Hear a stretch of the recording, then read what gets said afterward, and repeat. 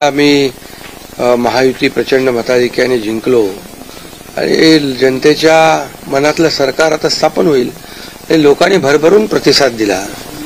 गेल्या 2.5 वर्षामध्ये जे आम्ही काम केलं त्या 2.5 वर्षाची खऱ्या अर्थाने मी नेहमी सांगायचो भाषणामध्ये पोचपावती जनता देईल आणि 2.5 वर्षाच्या कामाची जे महाविकास आघाडीने कामं थांबवली होती, प्रकल्प थांबवले होते, ते आम्ही वेगाने गतिमानतेने पुढे नेले आणि त्याचबरोबर विकास आणि कल्याणकारी योजना यांची सांगड घातली। आज कल्याणकारी योजना जर आपण पाहिल्या, मुख्यमंत्री माझी लाडकी बहीण योजना आणि इतर ज्या काही योजना आहेत, म्हणजे मुलींचं शिक्षण असेल, वयोश्री योजना असेल, शेतकऱ्यांच्या योजना असतील, अशा योजना आतापर्यंतच्या इतिहासामध्ये किती वर्ष तुम्ही पत्रकारिता करताय, तुम्ही देखील एकदा त्याचा अभ्यास करा की आतापर्यंतच्या इतिहासात कधीही न झालेली कल्याणकारी योजनांचा निर्णय महायुतीच्या सरकारने अवघ्या 2.25 वर्षात घेतला।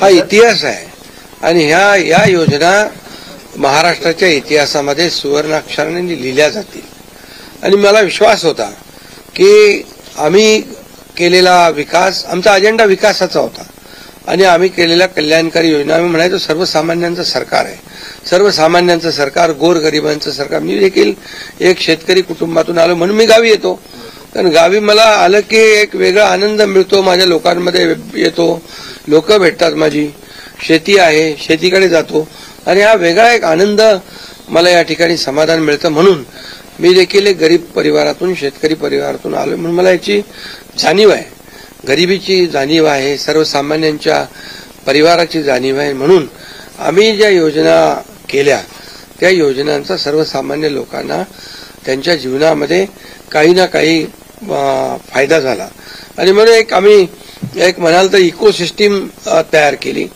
प्रत्येक परिवारातल्या माणसाला, मग त्याचा मुलीचा जन्म झाला, मुलगी असेल, लाडकी बहीण असेल, लाडका भाऊ असेल, युवा प्रशिक्षण स्टायपंड आणि शेतकऱ्यांच्या योजना, या सगळ्या म्हणजे लाडकी बहीण, लाडका भाऊ, लाडका शेतकरी, लाडका ज्येष्ठ, हे सगळे आमचे जे आहेत, ह्या सगळ्या साठी आम्ही केल्यानंतर लोकही म्हणायला लागले आपलं सरकार लाडकं सरकार आणि मला विश्वास होता की या निवडणुकीमध्ये प्रचंड यश मिळेल। आम्ही ज्या योजना केल्या त्याचं प्रतिबिंब या निवडणुकीमध्ये पाहायला मिळालं आणि तसंच्या तसं आतापर्यंतच्या इतिहासामध्ये एवढ्या मेजॉरिटीने महायुतीला जे यश मिळालं ते कधीच मिळालं नव्हतं।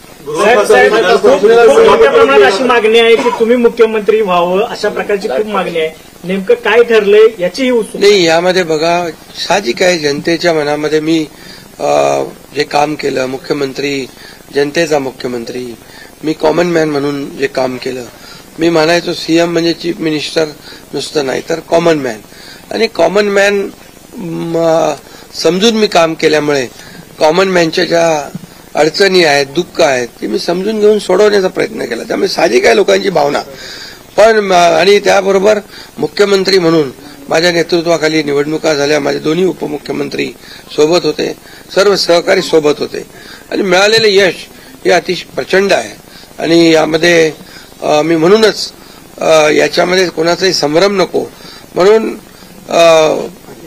मागच्या आठवड्यामध्ये मी प्रेस कॉन्फरन्स घेतली। आपल्याला माहित आहे की यामध्ये आदरणीय प्रधानमंत्री नरेंद्र मोदीजी, आदरणीय अमितभाई शाह गृहमंत्री, भाजपाचे अध्यक्ष आणि हे सर्व निर्णय घेतील मुख्यमंत्री पदाबाबतचा, तो मी सांगितलं त्याला पूर्ण शिवसेनेचा पाठिंबा आहे, माझा पाठिंबा आहे। त्यामुळे आता कुठं काही असं किंतु परंतु कोणाच्या मनामध्ये नसावा, शेवटी मी मनमोकळेपणाने काम करणारा कार्यकर्ता आहे आणि म्हणून माझा निर्णय मी घेतलाय। सभापती पद पाहिजे म्हणून एकनाथ शिंदेचे प्रेशर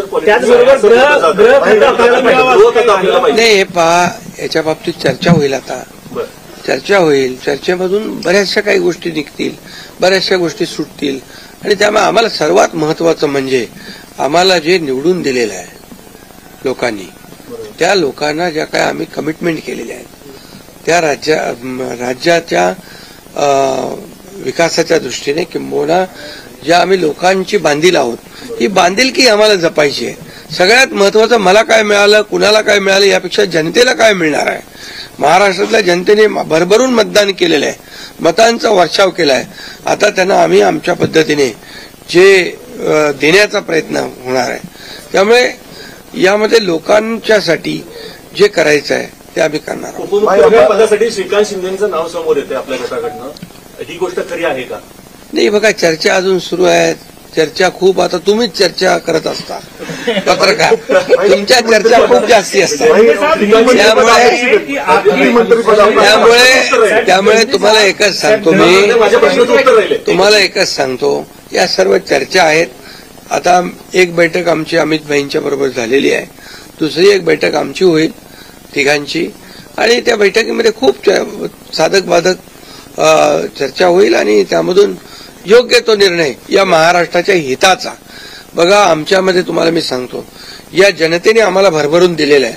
जनतेला असं वाटता कामा नये की आम्ही सत्ता दिली, सरकार म्हणजे एवढी मेजॉरिटी दिली, आता चांगलं सरकार स्थापन व्हावं, जी अपेक्षा जनतेची आहे ती आम्ही पूर्ण करणार.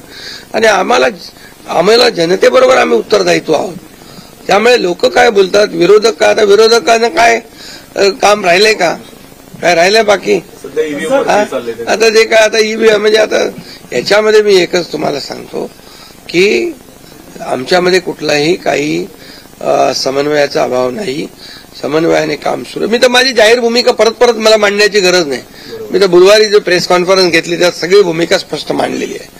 आणि लोकांना आता काय, विरोधकांना काम नाही, विरोधी पक्षनेताही होता येत नाही, एवढी देखील संख्याबळ नाही, एवढं भरभरून प्रेम लोकांनी दिलंय. त्यामुळे आता ईव्हीएम आणि या सगळ्या गोष्टींची चर्चा चालू आहे. बघा, झारखंडमध्ये ते जिंकले तेव्हा काय ईव्हीएम चांगलं होतं का? आणि त्याचबरोबर लोकसभेमध्ये ते जिंकले तेव्हा काय ईव्हीएम चांगलं होतं? आता पण लोकसभेचा एक त्यांचा माणूस जिंकलाय या सर्व निवडणुकीत, पोटनिवडणुकीमध्ये. त्यामुळे कर्नाटकमध्ये, तेलंगणामध्ये असेल, झारखंडमध्ये असेल, यामध्ये ते विरोधी पक्षाला देखील यश मिळाले. त्यामुळे ही लाडक्या बहिणींनी एक आणि सर्वांनीच लाडक्या बहिणींचा मोठा सहभाग याच्यामध्ये, या विजयामध्ये आहे. आणि लाडक्या भावांना त्यांनी भरभरून प्रेम दिले, लाडक्या भावांनी आम्हाला प्रेम दिले, लाडक्या शेतकऱ्यांनी दिले. सर्वांनी, या सर्वांच्या एकजुटीच्या प्रेमामुळे, आशीर्वादामुळे हे सरकार एवढ्या मोठ्या प्रमाणात मेजॉरिटी झाले.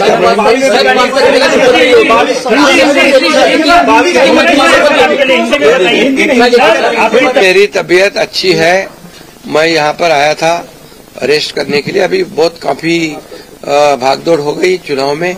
मैं एक दिन में 8-8, 10-10 सभा ली थी.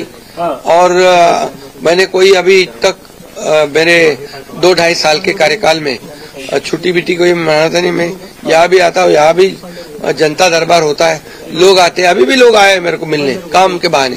वो यहाँ आने के बावजूद भी मुझे लोगों से मिलना है. मिलता हूँ मैं लोगों को. और मेरी तबीयत थोड़ी खराब थी, अभी ठीक हूँ.